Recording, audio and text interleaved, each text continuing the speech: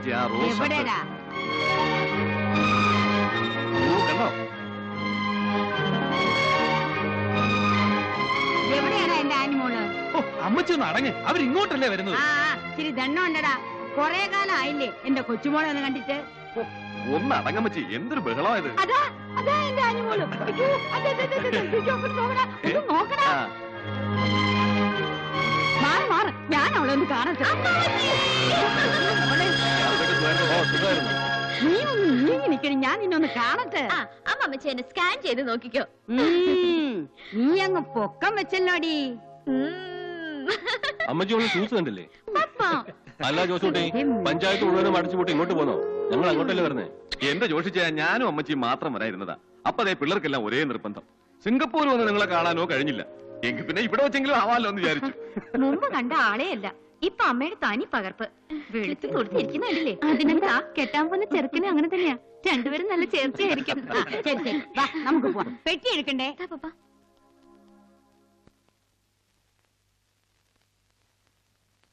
Wilson എന്നാ ചെറുക്കന്റെ പേര്. ആളെ MBA-കാരനാ. കുടുംബം നോക്കുകയാണെങ്കിൽ നമുക്ക് എല്ലാം കൊണ്ടും ചേരുന്നവരാ പുത്തൻ പറക്കലുകാര്, അല്ലേ ജോസൂട്ടി? അതെ അതെ. പിന്നെ പോക്കറ്റ് മണിയുടെ കാര്യം അവരൊന്നും പറഞ്ഞിട്ടില്ലെങ്കിലും നമുക്ക് മാന്യമായിട്ട് എന്തെങ്കിലും ചെയ്യണം കേട്ടോ. ആ അത് വേണം, അത് വേണം. എനിക്കുള്ളതെല്ലാം അവൾക്കുള്ളതല്ലേ. പിന്നെ കല്യാണം കഴിഞ്ഞ് സിംഗപ്പൂരിൽ വന്ന് എന്റെ ബിസിനസ് എല്ലാം നോക്കേണ്ടത് അവൻ തന്നെയല്ലേ? അല്ല, ഞാൻ പറഞ്ഞതേ ഉള്ളൂ. ഫോട്ടോ കണ്ടിട്ടേ ആനിമോൾ എന്തോ പറഞ്ഞു. അവൾ എന്ത് പറയാനാ? നമ്മള് പറയുന്ന പോലെ അവളങ്ങ് ചെയ്യും.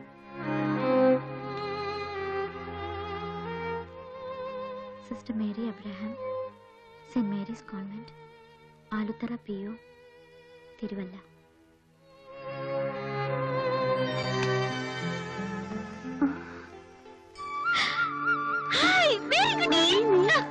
ഞാൻ ഇന്നലെ ലാൻഡ് ചെയ്തു. ഇന്നാ ചോക്ലേറ്റ് പാർട്ടിക്ക്. നിനക്കറിയാലോ ഞങ്ങൾക്ക് ഇതൊന്നും പാടില്ലെന്നാ. പിന്നെ ചോക്ലേറ്റ് തിന്നാ നരകത്തിൽ പോകാൻ പോവല്ലേ? എന്നാ പിടിച്ചേ. ഇനി ബെന്നിയുടെ കാര്യം പറ. അതാ ഓടിപ്പിടിച്ചിങ്ങ എത്തിയതല്ലേ? എന്റെ മേരിക്കുട്ടി, കഴിഞ്ഞ പ്രാവശ്യം വന്നപ്പോ നിന്നെ കാണാൻ കിട്ടിയത് തന്നെ എന്റെ ഭാഗ്യം. പറ, ബെന്നി എവിടെ ഉണ്ട്? ഒന്ന് പതുക്കെ വാ. ഞാൻ എഴുതിയില്ലേ നിനക്ക്? ഗിരിനഗറിലുള്ള ഞങ്ങളുടെ കോൺവെന്റിലെ സിസ്റ്റർ ട്രീസ് എവിടെ വന്നപ്പോ എന്തോ പറഞ്ഞ കൂട്ടത്തിൽ വീണ് കിട്ടിയതാ ഈ വിവരം. സിസ്റ്റർ കുട്ടികളെ ആദ്യ കുർബാനയ്ക്ക് പ്രിപ്പയർ ചെയ്യുമ്പോ ഒരു ബെന്നിയെ കണ്ടെന്നും വർത്തമാനം പറയുന്നതിനിടയ്ക്ക് കുട്ടിക്കാലത്ത് സൺഡേ സ്കൂളിൽ കൂട്ടുകാരിയായ എന്നെ പറ്റി തിരക്കിയെന്നും ഇത്രേ ഉള്ളൂ. എവിടെയാ താമസം എന്ന് പറഞ്ഞാ? എനിക്കങ്ങനെ ഡീറ്റെയിൽ ചെയ്ത് ചോദിക്കാൻ പറ്റിയില്ല. നിനക്കറിയാലോ ഇത് കോൺവെന്റാ. ഒന്ന് ചോദിച്ചാൽ 1000 ചോദ്യങ്ങൾ ഇങ്ങോട്ട് വരും. ഇപ്പൊ ഫൈനലായിട്ട് എന്താ നിനക്കറിയാവുന്നേ? 2 മാസം മുമ്പ് ഗിരിനഗറിലെ ഒരു പള്ളിയില് ബെന്നി എന്നൊരാളെ സിസ്റ്റർ ട്രീസ കണ്ടു. അത് തന്നെ. ഗിരിനഗർ, തിരുവനന്തപുരം. അപ്പോ അവിടെ തിരക്കി ആളെ കിട്ടുമല്ലേ? ആനി, എനിക്കിപ്പോഴും മനസ്സിലാവുന്നില്ല. വൈ ബെന്നി? കൊച്ചിലെ നമ്മൾ 3 പേരുമായിരുന്നു കൂട്ട്. നീ സിംഗപ്പൂരിൽ പോയതിനു ശേഷം നമ്മൾ ബെന്നിയെ കണ്ടിട്ട് തന്നെ 15 വർഷമായി. ഇന്ന് ബെന്നി ആരാണെന്നോ എന്താണെന്നോ ഒന്നും നിനക്കറിയില്ല. എങ്ങനെ പറഞ്ഞു മനസ്സിലാക്കണം നിന്നെ? ഇത് ഒബ്സഷൻ അല്ല, ഇറ്റ്സ് എ ക്രേവിംഗ്. കാണണം ഒരു തിടുക്കം. കാണാൻ കഴിയാത്തത് തന്നെയാ അതിന്റെ കാരണം. നിന്റെ ഉള്ളിൽ എന്താ ബെന്നിയോട്? Is it love? Love, friendship, എല്ലാം. 15 വർഷം കഴിഞ്ഞിട്ടും എനിക്ക് ബെന്നിയെ മറക്കാൻ പറ്റുന്നില്ല. സിംഗപ്പൂരിൽ പോയിട്ടാ നിന്റെ തല ഇങ്ങനെ തിരിഞ്ഞു പോയത്. നിന്റെ എഴുത്ത് വന്നപ്പോ ത്രില്ലടിച്ചു ഞാൻ. ഉടനെ പപ്പിയെ ചൂട് കയറ്റി ഇങ്ങോട്ട് വന്നു. അപ്പോഴാ പുതിയ പ്രശ്നം. എന്താ? അമ്മാമ്മച്ചി എനിക്ക് കല്യാണം ആലോചിക്കാ. അടുത്ത ഞായറാഴ്ച കാണാൻ ആള് വരും. അപ്പൊ നീ എന്ത് ചെയ്യാൻ പോവാ? ഇങ്ങനൊരു പേടിത്തുണ്ടി. വീട്ടില് ബെന്നി എന്നൊരു ഡ്രീമിനെ പറ്റി പറഞ്ഞ അമ്മാമ്മച്ചി അപ്പ ബോധം കെട്ട് വീടും. പിന്നെ പപ്പയുടെ കാര്യം പറയണ്ട. എന്തായാലും ബെന്നിയെ കണ്ടുപിടിക്കാൻ ഞാനൊരു പ്ലാൻ കരുതിയിട്ടുണ്ട്. ബെന്നി നിന്നെ അക്സെപ്റ്റ് ചെയ്യുന്നില്ലെങ്കിലോ? ഒന്നും അടിച്ചേൽപ്പിക്കണമെന്നില്ല മനസ്സിൽ. ആശിച്ചത് കിട്ടിയ ഭാഗ്യമെന്ന് കരുതും. ഇല്ലെങ്കിൽ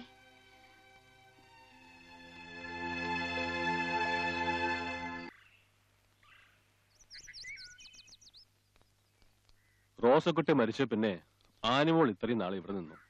ഇനിയിപ്പോ അവളുടെ പഠിപ്പിനൊക്കെ സിംഗപ്പൂർ കൊണ്ടുപോകുന്നത് നല്ലതെന്ന് തോന്നി. എന്താച്ചോ? ജനിച്ച നാടും ചുറ്റുപാടുകളും ഒക്കെ മറക്കാതിരിക്കുക. കർത്താവ് തന്നെ അനുഗ്രഹിക്കൂടോ. അവള് വരികില്ല എന്നാ പറയുന്നത്. ആ ബെന്നിയെ കൂടെ കൊണ്ടുപോകണമെന്നാ കടമ്പെടുത്തു. അവരൊരു പ്രത്യേക കൂട്ടാ. ഇത്രയും നാൾ ഒരുമിച്ച് കളിച്ചു വളർന്നവരല്ലേ. പിരിയാൻ വിഷമം ഉണ്ടാവും. അവളെവിടെ? ആ പിള്ളേരോടെ കളിച്ചു നടക്കാം. അപ്പൊ ഞാൻ എന്നാ അങ്ങനെ ആവട്ടെ.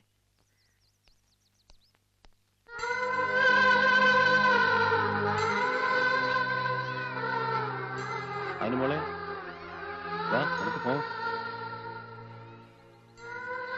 മോനെ നന്നായിട്ട് പഠിക്കണം കേട്ടോ. പോയിട്ട് വരട്ടെ. മോളെ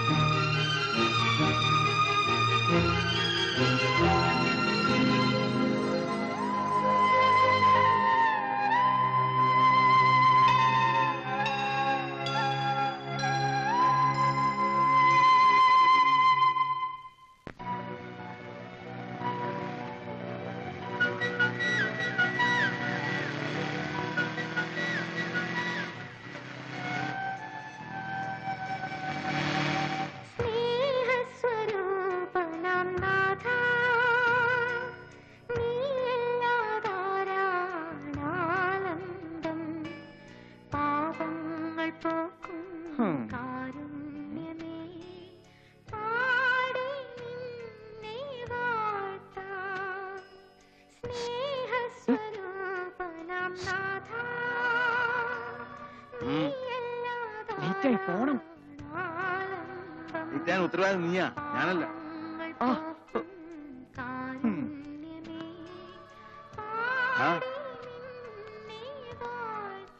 അതെ, ഞാൻ മാർക്കറ്റിൽ പോയി സാധനങ്ങൾ വാങ്ങിക്കൊടുത്തിട്ടാ വന്നത്. മാർക്കറ്റിൽ പോയി? അയാൾ ആളൊരു മോഡനാ. താമസിച്ചാ പിന്നെ അത് മതി. വാ, വേഗം വിട്ടോ.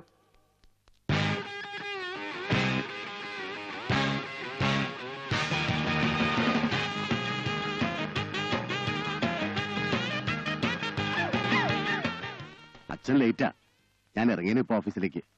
അവറാച്ച ഞാനേ കൊയറ പിള്ളേരുടെ കൂടെ നിന്ന് ഇതാ ഞാൻ പറഞ്ഞ ബെന്നി. ജെയിംസ് ഊട്ടിയുടെ അളിയൻ അല്ലേ? അതെ. അവറാച്ച ഒരു ബെന്നി കൂടെ കാര്യം പറയാം. ബെന്നി ഇരിക്കെ.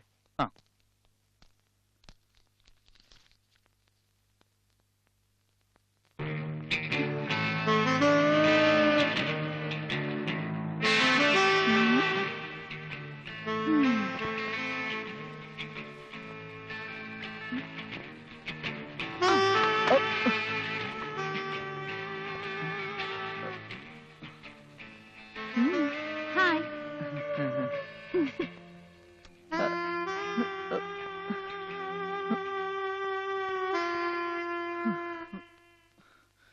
എന്റെ കർത്താവ്. ജെയിംസ് ഊട്ടി എന്റെ കൂടെ നിന്ന് വളർന്ന പോലെ ഇവനും ഇവന്റെ പെങ്ങള് റീത്തയും അനാഥരായിട്ടാണ് വളർന്നത്. എന്നാൽ റീത്താമ്മയെ കല്യാണം കഴിച്ചതിന് ശേഷം ഐശ്വര്യമായിരുന്നു ജെയിംസ് ഊട്ടിക്ക്. ആക്സിഡന്റിൽ അവർ മരിച്ചപ്പോ 3 പിഞ്ചു കുഞ്ഞുങ്ങളുടെ ഭാവി ഓർത്ത് എഞ്ചിനീയറിംഗ് ലാസ്റ്റ് എക്സാം പോലും ഉപേക്ഷിച്ച് ഓടിയെത്തിയവനാണ് ബെന്നി. അവറാച്ചന്റെ കൺസ്ട്രക്ഷൻ കമ്പനിയിൽ ഒരു ജോലി കൊടുത്ത് അവനൊരു വരുമാന മാർഗമായി. 2 മാസമായിട്ട് താൻ ടൂറിലായിരുന്നുകൊണ്ട് കാത്തിരിക്കുകയായിരുന്നു ഞാൻ. വിവരങ്ങളൊക്കെ അച്ഛൻ പറഞ്ഞിട്ടുണ്ടല്ലോ പയ്യനോട്? ഉവ്വ്, അവറാച്ചനും പറഞ്ഞു. എങ്കി വാ.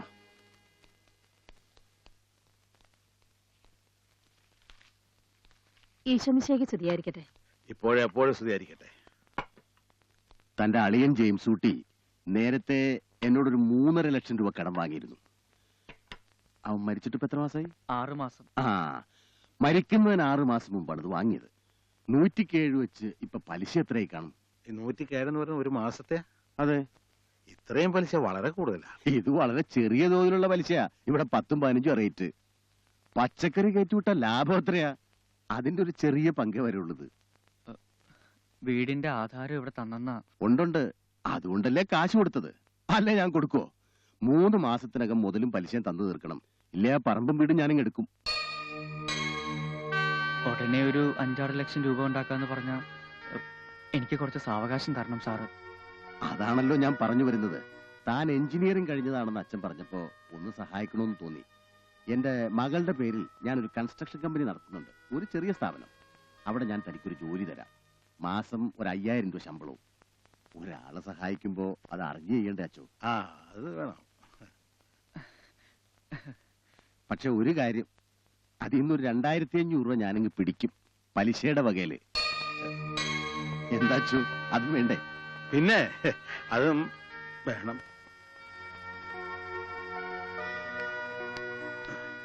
ഇപ്പൊ എന്തായാലും ഒരു ജോലി വേണം, അതാ പ്രധാനം. എങ്കിൽ ഇന്ന് തന്നെ വന്ന് ജോയിൻ ചെയ്തോളൂ. എന്താ? ശരി. ആ അച്ഛാ, ഇത് എന്റെ മകൾ നാൻസി, ബാംഗ്ലൂർ പഠിക്കുന്നു. എനിക്കറിയാം. ഇത് ബെന്നി. ഹലോ.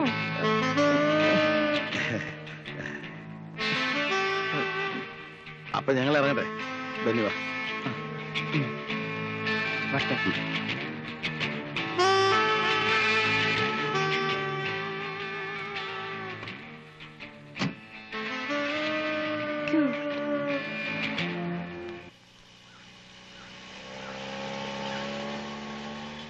അവറാച്ചൻ ജോലി തരാന്ന് പറഞ്ഞപ്പോ അതിൽ ഇങ്ങനെ ഒരു കുരുക്കുണ്ടാവും ഞാൻ വിചാരിച്ചില്ല. കടം എന്നാലും കൊടുത്തു തീർക്കണ്ടല്ലോ അച്ചു, അത്രയും കുറഞ്ഞു കിട്ടുമല്ലോ. എന്നാൽ ഈ 2500 രൂപ കൊണ്ട് നിന്റെ പിള്ളേരുടെയും കാര്യങ്ങൾ നടക്കൂടാ. നീ ഒരു കാര്യം ചെയ്യ്, വീടിന്റെ മുകളത്ത് നിലങ്ങ് വാടകയ്ക്ക് കൊടു. ഒരു 1000 രൂപയെങ്കിലും കിട്ടുമല്ലോ. അതിനവിടെ ഉണ്ണിയേട്ടൻ താമസിക്കല്ലേ? അയാളോട് പോകാൻ പറ, അല്ലെ കൃത്യമായിട്ട് വാടക വാങ്ങണം. അത് അളിയനും ചേച്ചി ഉള്ളപ്പോ തൊട്ട് നിൽക്കുന്നതല്ലേ. പിന്നെ ഞാൻ ഈ ജോലിക്ക് പോകുമ്പോ കുട്ടികളുടെ കാര്യം നോക്കാൻ ഒരു ഹെൽപ്പ് ആവും. ഹെൽപ്പും അവനും കുട്ടികളോട് ആകുമ്പോ